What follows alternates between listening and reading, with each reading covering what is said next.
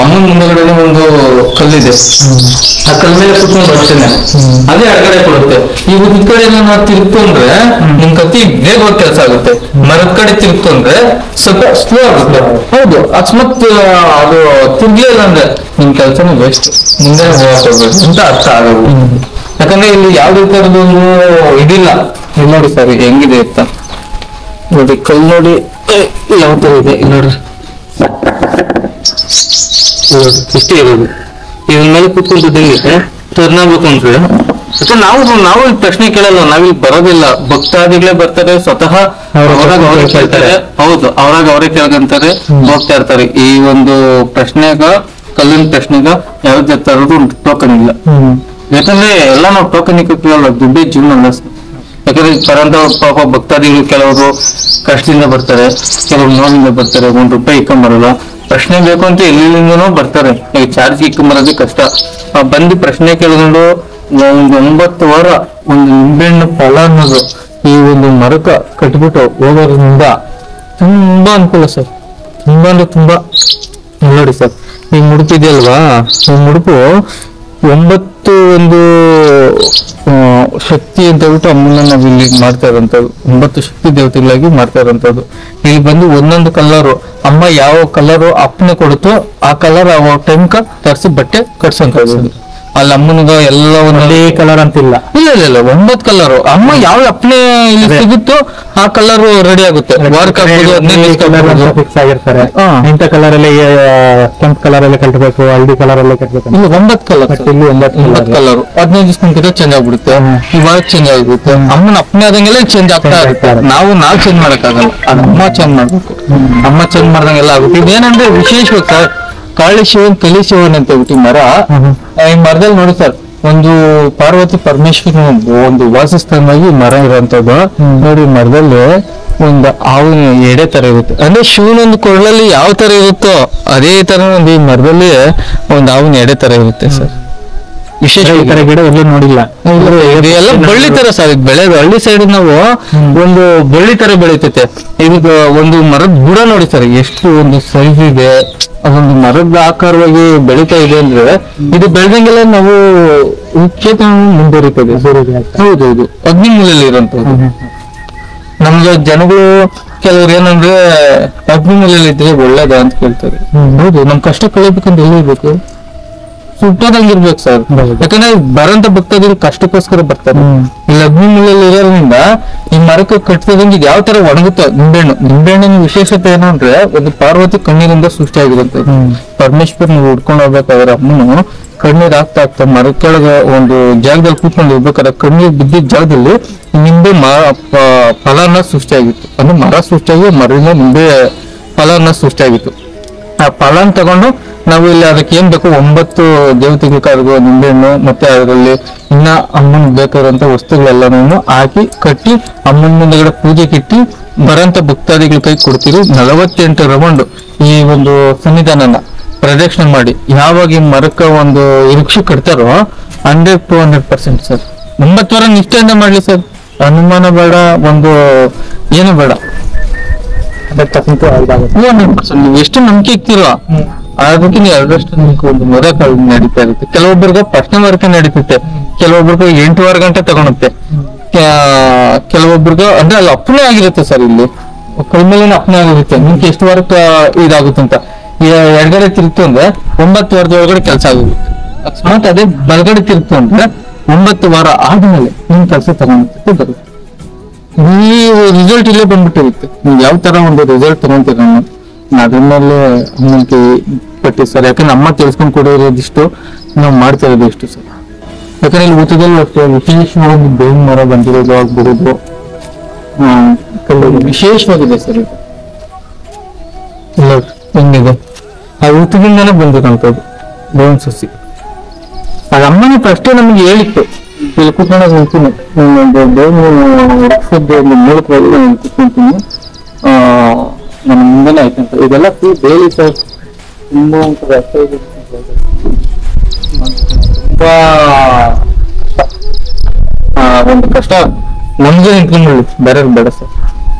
ಅದಕ್ಕೆ ಇವಾಗ ಎಲ್ಲಾರ ಕಷ್ಟಕ್ಕೆ ನೀವು ನಿಂತಿದ್ದೀರಾ. ಅಮ್ಮನ್ ನಿಂತಿರೋ ಸರ್, ನಾವೇ ಸರ್ ನಿಂತ್ಕೊಳಕ್ಕಾಗಲ್ಲ. ಅಮ್ಮ ಕೊಟ್ಟಿರೋ ಇದಕ್ಕೆ ನೀವು ನಿಂತಿದ್ದೀರಾ ಅಮ್ಮನ ರೂಪದಲ್ಲಿ. ಅಮ್ಮನ ರೂಪ ಅನ್ನೋದಕ್ಕಿಂತ ಒಂದು ಅಮ್ಮನ ಕೆಳಗಡೆ ಒಂದು ಸೇವೆ ಮಾಡೋನು ಒಂದು ಕೆಲ್ಸಗಾರನಾಗಿ ನಿಂತ್ಕೊಂಡಿದ್ದೀನಿ ಸರ್. ಅಮ್ಮ ಯಾವ ತರ ಒಂದು ತೋರ್ಸ್ಕೊಂಡ್ ಕೊಡುತ್ತೋ ಅದೇ ತರ ಮುಂದುವರ್ಕೊಂಡು ಹೋಗ್ತಾ ಇರ್ತೀನಿ ನಾವು ಜೀವನದಲ್ಲಿ. ಗುರುಳೆ, ಇವಾಗ ಇಲ್ಲಿಂದ ನೋಡಿದ್ರೆ ಡೈರೆಕ್ಟ್ ನಂದಿ ಮೇಲೆ ದೇವಸ್ಥಾನದ್ದು ದೀಪ ಕಾಣಿಸುತ್ತೆ ಅಂತ ಹೇಳಿ ಅದು ಯಾವ ರೀತಿ ಹೇಳಿದ್ದೀನಿ ಸರ್? ಈಗ ನೋಡಿ, ಇದು ಗರ್ಭಗುಡಿ ಅಲ್ವಾ? ಇಲ್ಲಿ ನೋಡಿ ಸರ್, ಇಲ್ಲಿ ಕೂತ್ಕೊಂಡ್ರೆ ಈ ಮೂಲೆಯಲ್ಲಿ ಒಂದು ದೇವಸ್ಥಾನ ಇರುತ್ತೆ ಲಾಸ್ಟ್ ಈ ಸೈಡ್. ಹಂಗಾಗಿ ಎಪ್ಪನೊಂದು ದೇವಸ್ಥಾನ ಮೇಲೆ ಹಾಕಂತ ಬೆಳಕು ಈ ಗರ್ಭಗುಡಿ ಕೂತ್ಕೊಂಡು ಕಾಣಿಸುತ್ತೆ. ಎದುರುಗಡೆ ಕಾಣಿಸುತ್ತೆ. ಹೌದು ಸರ್, ಗರ್ಭಗುಡಿ ಕೂತ್ಕೊಂಡ್ರೆ ಕಾಣುತ್ತಂದ್ರೆ ವಿಶೇಷವಾಗಿ ಸರ್ ಇವಾಗ ಪಾರ್ವತಿ ಅಮ್ಮನು ಶಿವಪ್ಪನು ಗಂಡ ಹೆಂಡತಿ ಸಂಬಂಧನ ಆಗೈತಲ್ವಾ ಸರ್?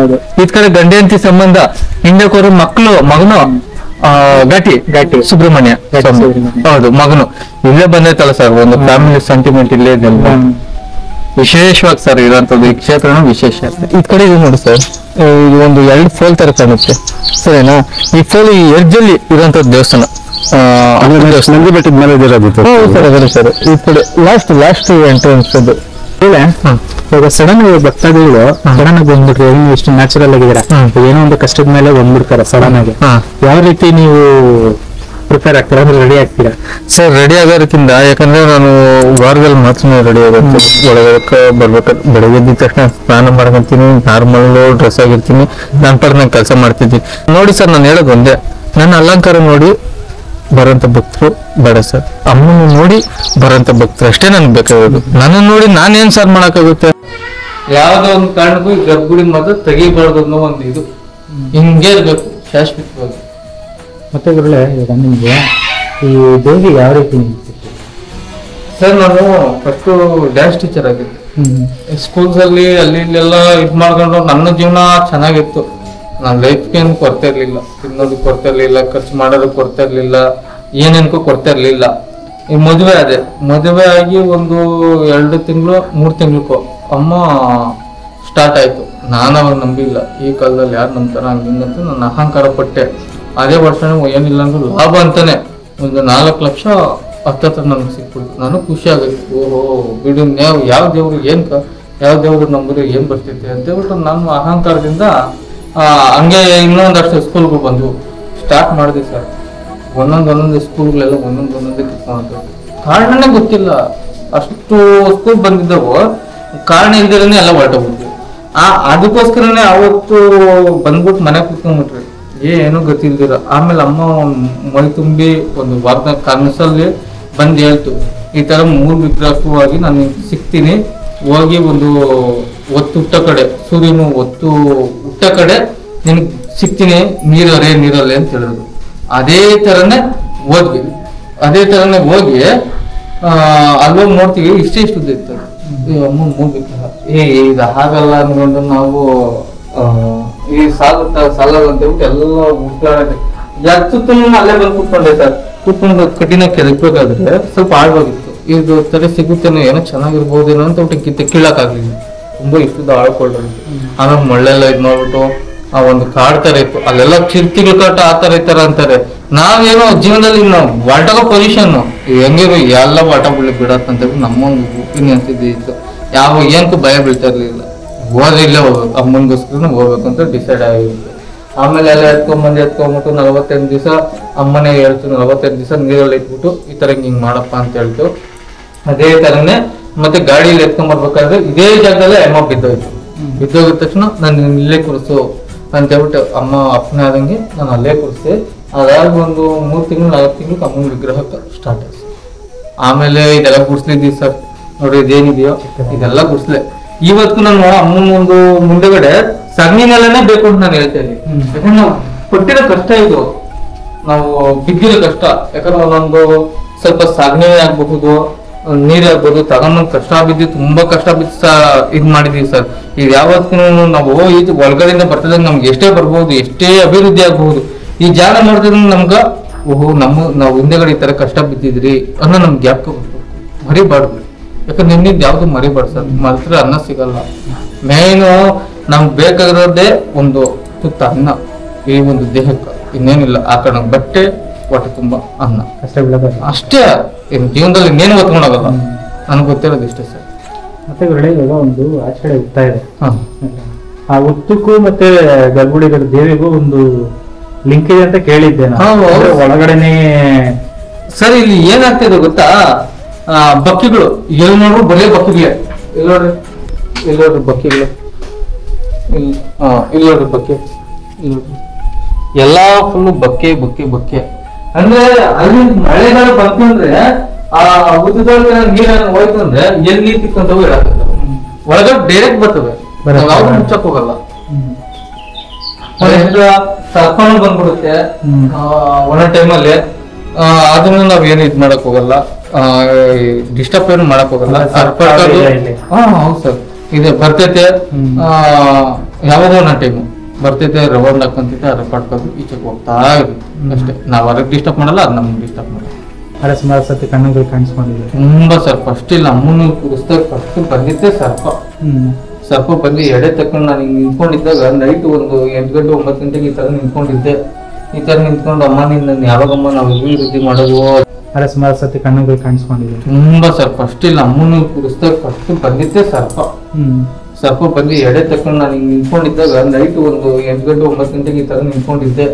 ಈ ತರ ನಿಂತ್ಕೊಂಡು ಅಮ್ಮ ನಿನ್ನ ಯಾವಾಗಮ್ಮ ನಾವು ವೃದ್ಧಿ ಮಾಡೋದು, ಅಷ್ಟೊಂದೇಕ್ಳು ನಮ್ಗೆ ಗತಿ ಇಲ್ಲ, ಊಟದೇಕ್ಳು ಗತಿ ಇಲ್ಲ, ನೀನು ಒಂದು ಕಲ್ಲು ರೂಪವಾಗಿ ನಾವು ನೋಡ್ಬೇಕಲ್ಲಮ್ಮ ಅಂತ ಹಿಂಗ್ ಯೋಚನೆ ಮಾಡ್ತಾ ಇದೀನಿ. ಬಂದು ನಿಂತ್ಕೊಂಡ್ಬಿಟ್ಟಿದ್ದೆ ಪಕ್ಕದಲ್ಲಿ. ಇತ್ತಿಂದ ತೆಗೆದುಕೊಂಡು ಹೊಡಕ್ಬಿಟ್ಟಿದ್ದೆ. ಆಮೇಲೆ ಅದು ಹಿಂಗೆ ಹೋಯ್ತು, ಎಡಗಡೆನೆ ಹೋಗಿತ್ತು ಸರ್. ಅದೊಂಥರ ಮಿರಾಕಲ್ ಅನ್ಬೋದು. ಅವ್ರು ಸರ್ಪ ಕಾಣಿಸಿತ್ತು ಮಿರಾಕಲ್ ಅನ್ಬೋದು, ಅಮ್ಮ ಒಂದ್ ಎಡಗಡೆ ಹೋಗಿತ್ತು ಮಿರಾಕಲ್ ಇರಬಹುದು. ಅದರಿಂದನೇ ನಾವ್ ಎಲ್ಲರಿಗೂ ಹೇಳೋದೇನಂದ್ರೆ, ಈಗ ಒಂದು ಕ್ಷೇತ್ರದಲ್ಲಿ ಎಡಗಡೆ ಪ್ರಸಾದ ಆಯ್ತಂದ್ರೆ ತುಂಬಾ ಒಳ್ಳೇದು, ಅತಿ ವೇಗವಾದ ಕೆಲಸಗಳಾಗುತ್ತೆ ಅಂತ. ಬಲಗಡೆ ಆಯ್ತಂದ್ರೆ ಸ್ವಲ್ಪ ಸ್ಲೋ ಆಗುತ್ತೆ. ಅಕಸ್ಮಾತ್ ಆಗ್ಲಿಲ್ಲ ಅಂದ್ರೆ ಉತ್ತರನೇ ಕೊಡಲ್ಲ.